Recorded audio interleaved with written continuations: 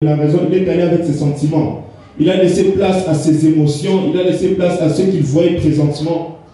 Et qu'est-ce qui s'est passé? Ça l'a compliqué. Et même à l'avenir, ces choses ont continué. Amen. Et beaucoup de gens à l'église sont comme ça. Ils se plaignent de tels problèmes. Ils se plaignent de ça, ils se plaignent de ceci, cela. Mais lorsque vous entrez au fond, il y a eu des mauvais choix qu'ils ont eu à faire. Il y a eu des mauvais choix qu'ils ont eu à poser.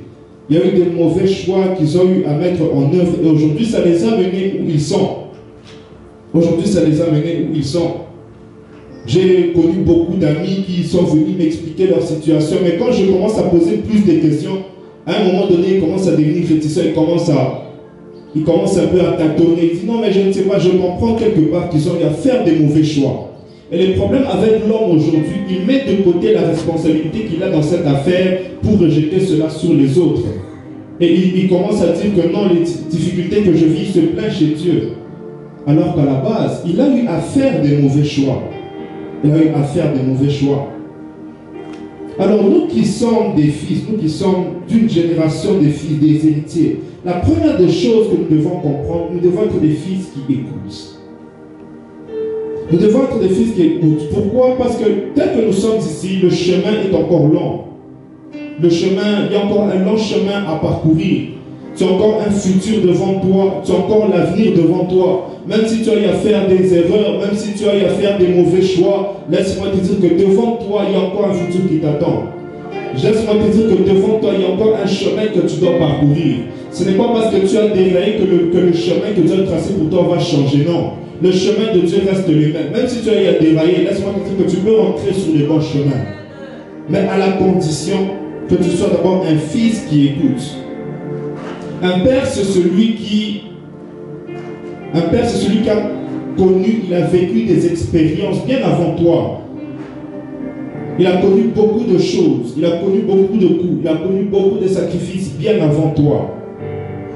Et il sait que le chemin que tu es en train de prendre, vu qu'il est ton père, il sait que le chemin que tu es en train de prendre, par rapport aux expériences qu'il a vécues, par rapport à la sagesse, à la connaissance qu'il a acquis au travers des difficultés que lui a rencontrées, il sait que là où tu vas, tu peux rencontrer tel obstacle, tu peux rencontrer telle difficulté, tu peux te croiser avec tel type de personne. Il te dira que ce genre de personnes, ce ne sont pas des personnes avec qui tu peux marcher.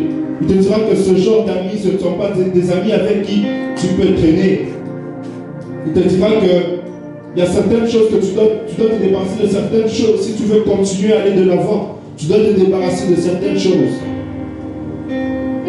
Mais c'est souvent là que la plupart se rebellent et se disent et ils croient qu'eux-mêmes connaissent leur destination.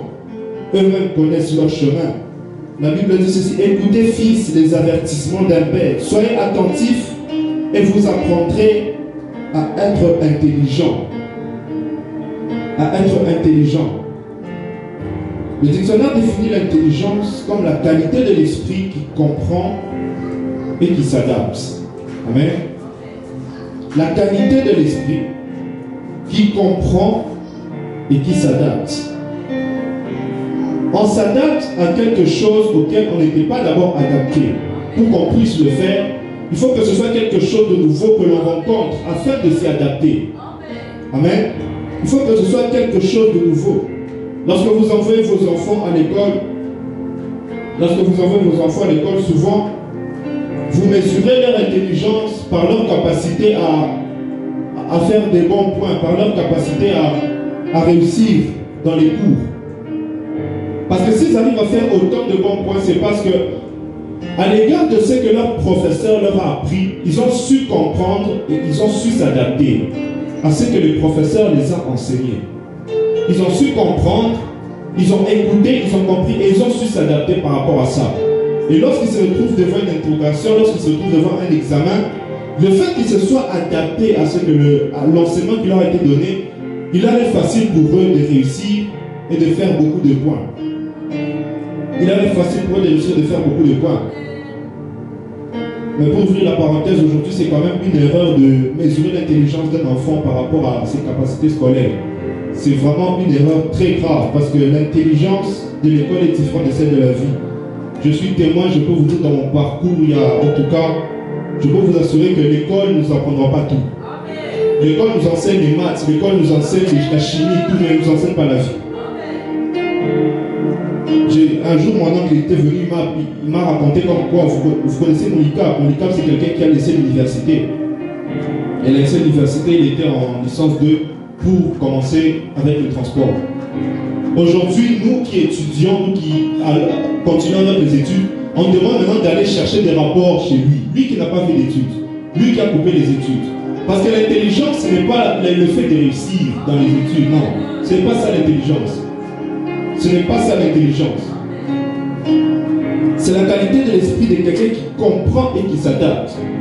Donc si vous avez peut-être l'habitude de voir vos petits frères jeunes de lui dire n'est pas intelligent, il faut changer, c'est une erreur.